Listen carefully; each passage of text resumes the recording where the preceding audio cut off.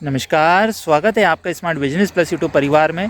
तो दोस्तों, आज की वीडियो में हम बात करेंगे कि यदि गेहूं की फसल में सल्फर की कमी है तो उस कमी को कैसे पहचानेंगे, साथ ही उस कमी को कैसे दूर किया जा सकता है उसके बारे में भी बात करेंगे। लेकिन वीडियो में आगे बढ़ने से पहले आपसे निवेदन है कि हमने एक DR creation blog YouTube channel create किया है जिस पे हम डेली एक्टिविटीज़ शेयर करते रहते हैं, तो कृपया उस चैनल को सब्सक्राइब कर लीजिए। लिंक इसका वीडियो के डिस्क्रिप्शन में हमने डाल दिया है। तो दोस्तों, जैसा कि आप वीडियो में देख रहे हैं, ये हमारी गेहूं की फसल है जो कि पूर्ण रूप से स्वस्थ है। किसी भी तरह की कोई भी इसमें रोग बीमारी नहीं है और किसी भी तरह के पोषक तत्वों की कमी भी नहीं है। जैसा कि आप जानते हैं, हम जैविक खेती करते हैं, तो हमने इसमें जैविक फर्टिलाइजर डाला है घर पे तैयार करके। यदि आप भी सीखना चाहते हैं तो हमें कमेंट कर सकते हैं, नेक्स्ट वीडियो में हम आपकी हेल्प जरूर करेंगे। तो बात कर रहे थे कि यदि आपके गेहूं की फसल में सल्फर की कमी है तो उसकी पहचान कैसे करेंगे। तो देखिए, यदि फसल में सल्फर की कमी है तो क्या है उसकी पहचान। जो पौधे की नई कोंपें तूती निकल रही है, वो यदि पीली पड़ रही है, वो यदि मुरझा रही है, उसका कलर यदि तोते कलर का हो गया है या पीले कलर का हो गया है या फिर लाल कलर का हो गया है, तो आप समझ जाइए आपकी गेहूं की फसल में सल्फर की कमी है। अब नई पत्तियां कैसी है, जिन भाइयों ने हमारी जिंक वाली वीडियो देखी है, जिंक की कमी है, तो उनको कन्फ्यूज़न होगा, क्योंकि हमने बोला था नई पत्तियां पीली पड़ रही तो जिंक की कमी है। अब मैं बोल रहा हूँ नई आने वाली पत्तियां यदि पीली पड़ रही हैं तो सल्फर की कमी है, लेकिन छोटी वाली पत्ती।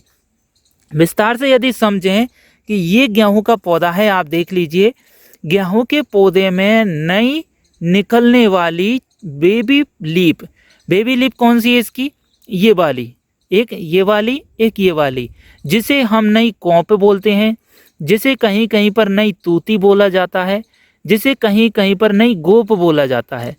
अब यदि पौधा छोटा सा है तो इसकी देखिए नई पत्ती छोटी सी, कौन सी, छोटा हो चाहे बड़ा, इसकी छोटी बेबी लीफ कौन सी है, ये वाली, जिसे कौप बोलेंगे, तूती बोलेंगे, गोप बोलेंगे। तो आप जो भी बोलना चाहें या फिर आपके यहाँ पे जो भी बोला जाता है वो आपके हिसाब से आप देख लीजिए।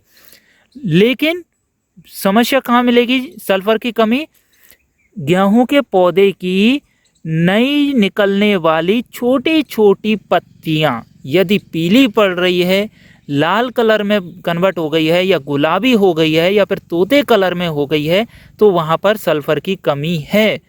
और सल्फर की यदि कमी है तो उसके उपचार के लिए आप क्या करेंगे, सल्फर की कमी को दूर करने के लिए आप उसमें सल्फर 80% WDG का प्रयोग कर सकते हैं, जो कि पाउडर फॉर्म में भी आता है, भुजिया के रूप में भी आता है, आप स्प्रे कर सकते हैं। आ गई बात समझ में। सल्फर 80% WDG का प्रयोग आप कर सकते हैं, मार्केट में आराम से उपलब्ध हो जाएगा और मिल जाएगा।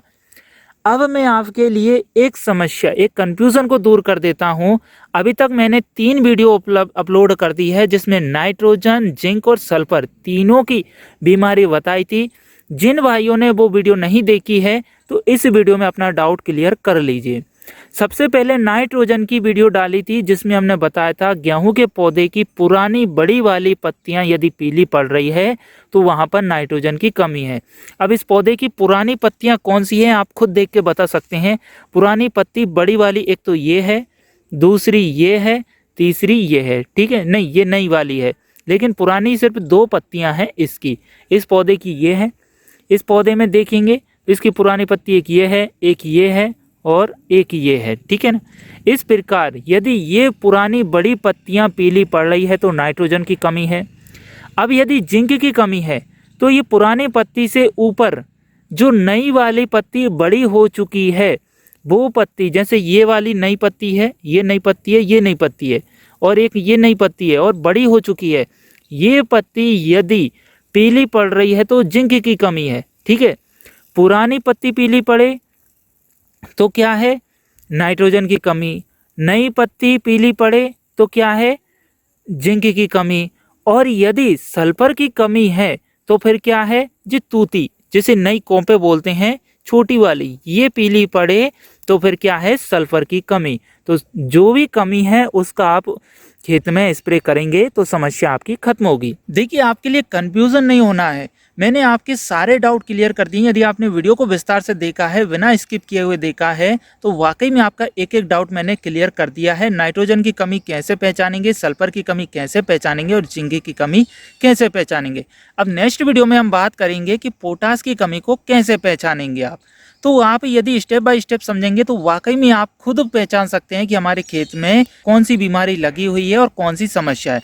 उस हिसाब से आप खेत में स्प्रे करिए या फिर उस उपचार को डालिए, फर्टिलाइजर डालिए, तो उससे आपका इन्वेस्टमेंट बचेगा, कॉस्ट बच जाएगी। और दुकान वाले जो दे देते हैं ना, भैया यूरिया डाल दो, डीएपी डाल दो, ये डाल दो, वो डाल दो, पीला पड़ा है मतलब कि वो कुछ भी डलवा देते हैं। और मार्केट के अंदर भैया ये 500 रुपये, 1000 रुपये किलो का या 600 रुपये किलो का खाद आया है, एकदम जैविक खाद है, इसको डाल दो, उसको डाल दो।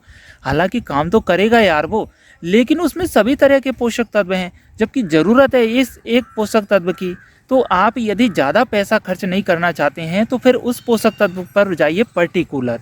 रही बात, आप NPK 19-19-19 का स्प्रे भी कर सकते हैं। मैं बार बार हर वीडियो में मैंने बताया है, क्योंकि उसमें NPK, नाइट्रोजन, पोटास, सल्फर तीनों मौजूद होता है। ज़्यादातर इन्हीं तत्वों की कमी आती है, तो उसका स्प्रे आप कर सकते हैं। थोड़ा बहुत DAP डाल लीजिए उसमें डाले तो, और यूरिया अलग से डालना चाहे तो डाल सकते हैं। तो इस प्रकार आपकी सारी समस्या खत्म हो जाएगी और पैसा आपका बच जाएगा।